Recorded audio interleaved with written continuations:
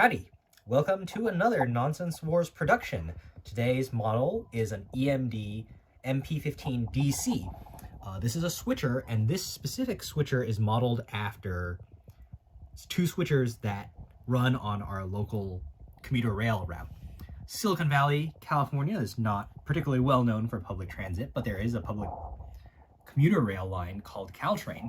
This runs on tracks borrowed from Union Pacific and mostly operates inherited Southern Pacific equipment, which is where these two locomotives are from. I first built this model for Bricks by the Bay 2019, and it's undergone a couple of major internal revisions since then, mostly regarding the drivetrain. This model is a relatively straightforward model of a relatively straightforward prototype, but some of the details really only exist because of more modern parts. These truncated curved slopes, the corner tiles here, and also here, and at the back of the locomotive here in a different color, and also the minifig bases and other semi-tiled parts in gray. Because of those, I can plate the sides smoothly and capture the shape of the locomotive without having to resort to strange structure. So, like many diesel locomotives, this prototype and this model features a thin pillar between the two windows here, and this window itself is held on using a technique I've repeated a couple other places. This part is just captive, it's not actually attached to any studs, and I'll prove that by picking up this rail right here. So that's just some 1x2 plates with rail attached there, and these windows are just a bracket with a panel, and then these rotated tiles, so you have to use a quarter circle tile for at least one of them to do this. And so the way this works is the corners of the tiles stick out, and there's a lip here formed by this tile, and so the bottom one catches on that lip and the top one catches on this lip, so it can't come out this way. It can't go in because this tile behind supports it in addition to this panel, and when there are two of them, they can't move forward or backwards. So when the whole thing is put together, those parts are fully constrained and they can't leave. I mentioned earlier that some cosmetic parts in this locomotive owe their existence to newer pieces that came out, and the fuel tank is another example. This is something that, as time went on, it became easier and easier to build this, and I expect a further revision will be even simpler. The shape, as you can see, has a mild curve here and then uses a sharper curve like this. And when I first built this model, both those parts were only available in studs up direction. So I had to change the building direction underneath here, hold all of these on with a plate underneath them, flip the build direction, hold all of these on with a plate underneath them, and there was a lot of messy snot construction on the inside.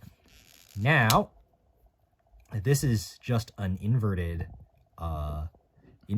curve slope, and so the whole thing is built upside down, and the build direction reverses just before attaching to the locomotive.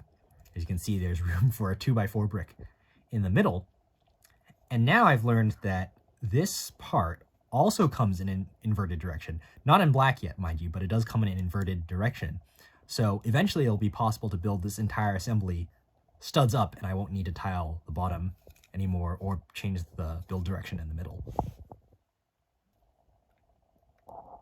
The hood on this model is 5 studs across, while the body is 4 studs across and has a plate on each side, and this is close enough that it looks relatively seamless.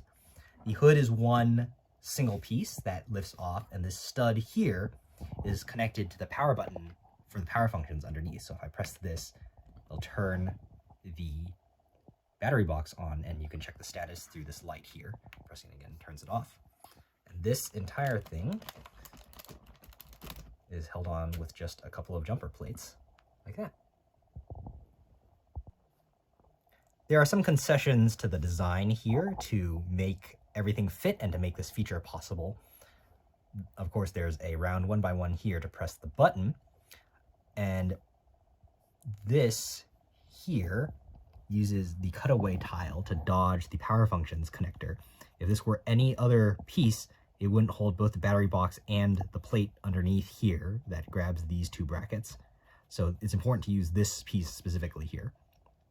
Another place where some concession has been made to dodge parts, the other power functions connector sticks out into the hood space right here, and therefore I have to use this heart piece, which leaves this stud open and unattached, and that fits over the connector like that. If you want to use this locomotive with the motor on the other channel, you'll have to flip the heart over. The biggest change to this model since 2019 is the drivetrain.